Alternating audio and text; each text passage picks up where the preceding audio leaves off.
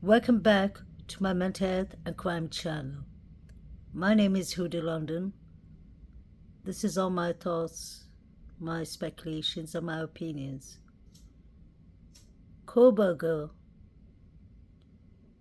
gave one of his lawyers a note with a heart on it. He gave her a black heart. I wonder why. Is he trying to give us a message? He left the black heart on the table. New York Post and Washington Post wrote about it.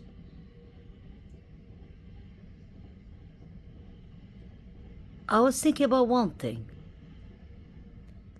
He doesn't have color pens or a red pen to draw a red heart. So it wouldn't surprise me if you have a black pen, the heart is going to turn black. But what I'm interested in is, was he trying to maybe leave us a clue? Something to do with the heart.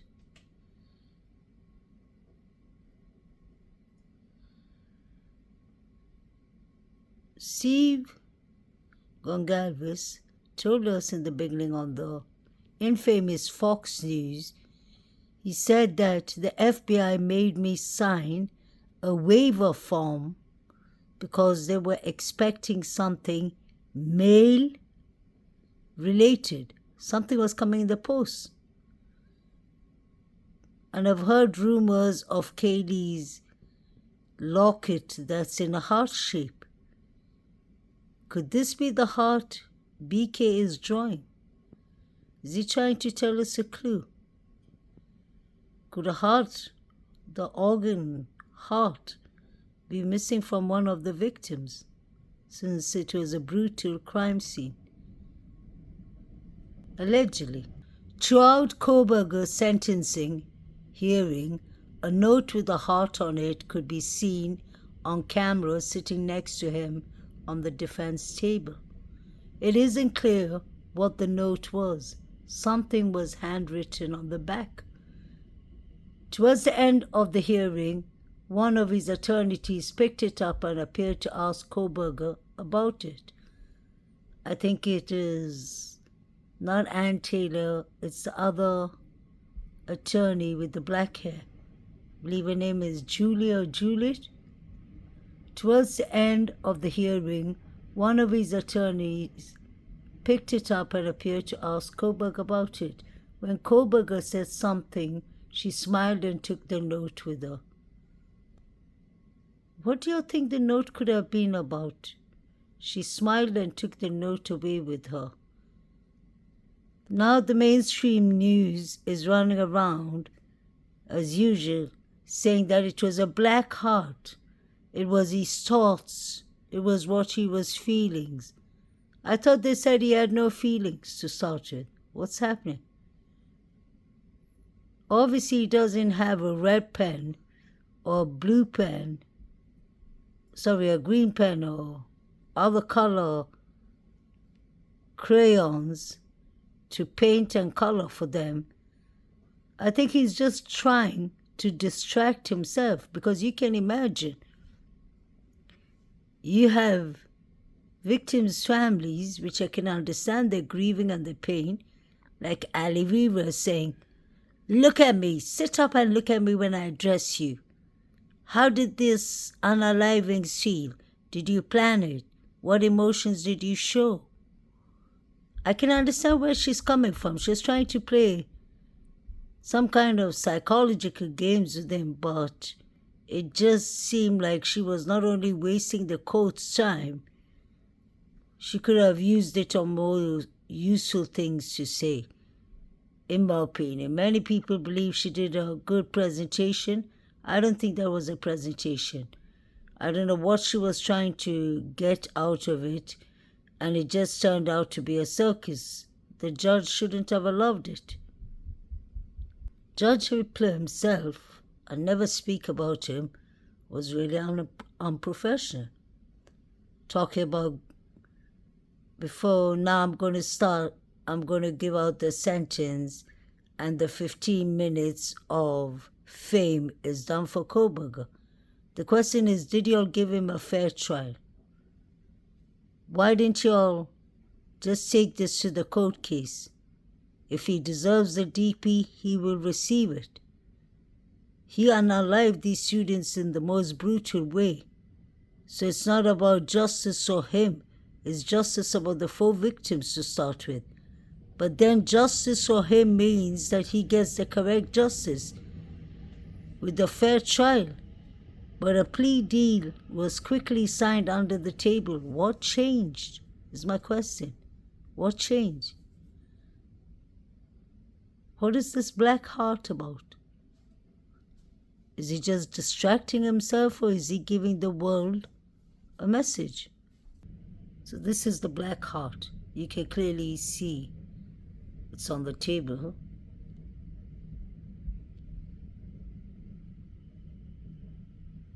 And I think it's this other lawyer who takes it with her, and she smiles at him. She asks him a question. It is really disconcerting as a fellow citizen. The fact that we discovered police today had no connection. They could find nothing between Brian Koberger and 1122 King Road. Why? Why those 4 kids and the other 2 who survived? Why? They found nothing. They found no connection. They found no target. Does that mean nothing existed? Or does that mean he was just good at covering his tracks? Because we did learn he wiped clean his laptop. He wiped clean many of his electronics. Not all of them, saying a K-bar knife and a sheath and a replacement plan. But we did not learn why these 4. One of these 4 was a target. So anything you've heard or read that suggests Maddie was a target or Kaylee was a target, it's not true. The cops said it today. They couldn't find the motive, find a connection to 1122 King Road. They just don't know why. That might be the most confounding thing of all today.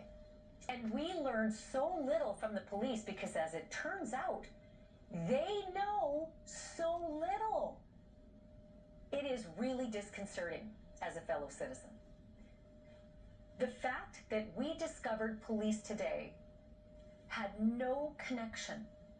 They could find nothing between Brian Koberger and 1122 King Road. Why? Why those 4 kids and the other 2 who survived? Why? They found nothing.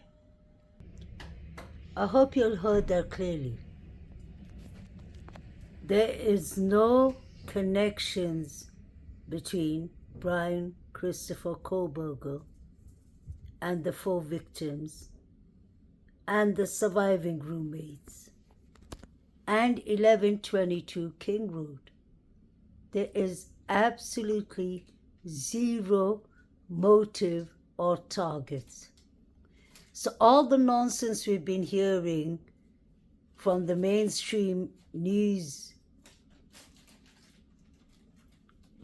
so all the coverage they've been putting out there saying that it was Madison Morgan that was the main target of Brian Christopher Koberger. He was an incel. He tried to check up Maddie. He tried to get into her DMs. She ignored him. Do you remember? They tried to really convince us that one of the 3 girls, especially Maddie and at times Kaylee, because Steve told us that Kaylee had the most injuries. She had over 50 stab wounds, according to Steve. So we assumed that it was Kaylee that was Koberger's main target, that he was either obsessed with Maddie and Kaylee. And that wasn't the truth at all. The FBI and the police said that they've done their research. They have checked. They would rather blame it on him. But they said there was absolute no connection to Koberger and 1122 King Road. He said there was no connection to Koberger and any of the roommates. That's including the surviving roommates. We heard even Emily saying on one night in Idaho UNALIVINGS, the program made by Amazon Prime, we heard Emily saying, "Why did he choose us? Why did he choose our group? Why did he choose them from our group? Why them?" So clearly Koberger did not know any of these people. He's been accused of a crime he had nothing to do with. There are thousands of people who live in that area. It's not only the 4 victims. And now we are finding out many other things. This is just the start, and we can see already the news, the things that we're getting in. Doesn't make sense. It's impossible for Koberger to have done these unalivings by himself,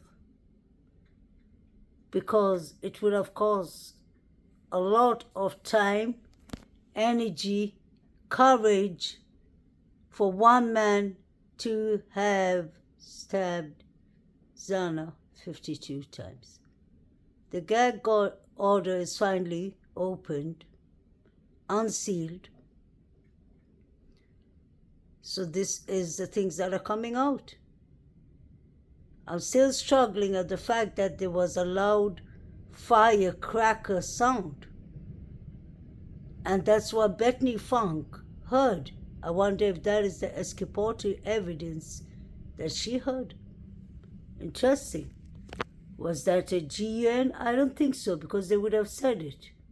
I don't think a GUN was used, because 4chan said themselves they were not going to use GUNs because it was too loud. These people did not want to attract attention to themselves. They wouldn't use GUNs.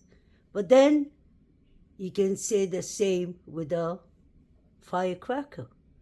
That is louder than a GUN at times. It sounds like a GUN. So why didn't people call 911? Why didn't BF call 911 when she heard the firecracker? I like the fact that BF, Emily, was reading her statements, and I like the fact that she said, "I had a toothache, so my dad told me to use this and that, Alvil, or whatever you call it in the States." So basically, her dad told her to use something to calm down the tooth. But she didn't mention that she was having a toothache the whole night. She was having it 7:30, 8 o'clock a.m. when she was speaking to her dad. Make this make sense? And why is she busy telling us about her toothache? Is it because she knows that we read the 911 transcripts? What are all these people talking about, that they've been threatened, that people have said they will unalive them? I hope that's not true. I hope these are not excuses they're just trying to make up and blame on social media. I am sure there are some sick people who could be making serious threats, and that is not what we are here for. We're here to get the correct justice, but we are not here to create other victims. So coming back to the firecracker, I find it to be interesting. I believe it is the Sigma Chi fraternity boys, or the Alpha Kappa Lambda boys, who are giving each other signals. Or maybe the people hiding behind the bushes at Banfield. These people were literally giving each other signals. Because think about one thing. If they whistle, it's too loud. People will hear the noise. If they yell out names, people will hear. They can't take that chance. So what is better to do? Not exactly a firecracker, but even if they put on a light or a torch or something, that wouldn't even work, because that can backfire them. So I think this was kind of a signal. I don't think it was a car noise. I found that to be interesting. And the fact that Kaylee and Xana got stabbed so many times, it doesn't make sense. Another thing that I wanted to talk about that's very important is, I don't know if you read the latest, one of the latest ones that came out a couple of hours ago. So thank God our channel was on point about when I keep on saying that Showalter, John Rogers Showalter, when I kept on saying that he was kicked out of the fraternity because of his behaviors. The fraternity part has still not been yet written about, although it was written everywhere in the beginning in social media, and it was the college students who were saying that he was kicked out from Delta Tau Delta. But what is more interesting is it clearly mentions the Corner Club, that he was bothering Maddie and Kaylee, and Maddie got him kicked out. She told somebody who was working there, and that person is Adam, because you can see the names and everything is being redacted. So there is 110%, there is facts in that about Showalter bothering the girls that night, that they literally had to report him and get him thrown out. So that is not a lie. That is the truth. And it was written that he lives right next to the girls. He's the neighbors. I showed you all he was carrying. He had something sharp. I wouldn't be surprised if he was the second person. Just say Koberger's involved and somebody else was involved with him. I wouldn't be surprised if Showalter's involved, or if the Banfield boys are involved, but I really believe this had to do more with the fraternities than Koberger. Koberger could have been involved. I've never taken that out. But according to everything I see and according to everything my timelines tell me, according to everything I am like literally putting all my investment in, my time, when I have free time, and I'm telling you, there's something that's not right. I don't know why Koberger took the plea deal, and I really don't care about how he looks, if he looks psychotic, if he looks like he's having a psychosis episode, or if he looks antisocial personality disorder symptoms. I care about the truth, and there's something that doesn't add up here. It is so interesting that DM was breaking up and talking, but she never mentioned running to BF Israel. Pay attention. Pay attention to what is going on, what they're doing. They're literally trying to test us and try to defy us by telling us there's nothing to see. We don't know what y'all are talking about. All this is calculated, what they're doing. Amazon comes out, then the book comes out, now the gag order comes out, somewhere in between the plea deal comes out. Any person, whether I don't believe that this is a team that you're with or without a pro or whatever, guilty or whatever. I don't believe in those terms. I'm here for the truth, and the way I look at it and the way I see how things are unfolding, it still doesn't make sense. Make it make sense. One person, I don't care who it is, couldn't have unalived Maddie and Kaylee with so many injuries, so many stab wounds.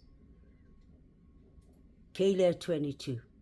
And I really believe it was personal. Whoever did this, I'm starting to wonder if Kaylee and Zana and Ethan were one of the main targets.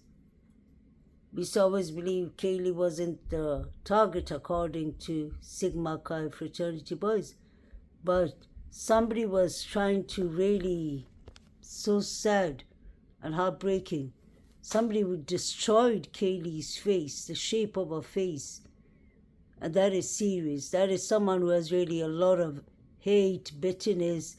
It reminds me sometimes of maybe like, what if she was, God forbid, what if it was a woman? Why are we only thinking of men? Women can get really evil too. So what if it was a woman who wore dust and knuckle? Somebody really wanted to get back on Kaylee badly, and somebody was out for Ethan. That's why I believe personally that Showalter is one of my biggest suspects. Sorry, he's high up there in my list. Everything about him is a walking red flag. The fact that girls are complaining about it as harassments towards females, getting kicked out of fraternities, unaliving coyotes. There's nothing that makes sense with this young man. And not only does he have anger management and all these things going on, the fact that he's privileged, he's a young, rich man with privileged families, that I don't know what to say. Pay attention to all the people who are involved or who have some kind of connections with the victims, whether they're girlfriend, boyfriends, friends. All seem to come from Boise, Idaho. Isn't that interesting? You have Jake, Maddie's boyfriend, born and raised in Boise, Idaho. You have Jack Showalter. You have Quinn Kelly. You have Dylan and Showalter in the same high school. Look at how many people are from Boise, Idaho. And where was this court case going on? Where was it moved to? Ada County, Boise, Idaho. I always knew that this case would be deleted it would be buried in Ada County. They can see themselves, they're saying, can you believe? The detectives themselves said it in the press conference, and so did Bill Thompson. There is no connection between Koberger, the victims, Koberger, and any of the roommates or the residents. So Koberger could have been driving, let him drive 225,000 times if he wants to.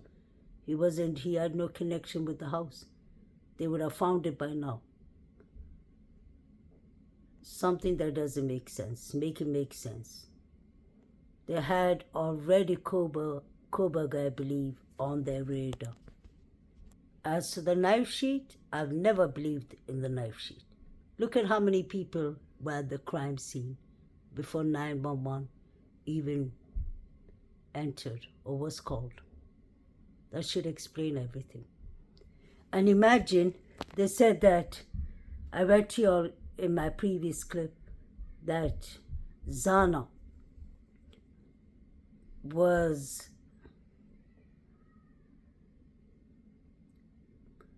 poked 52 times.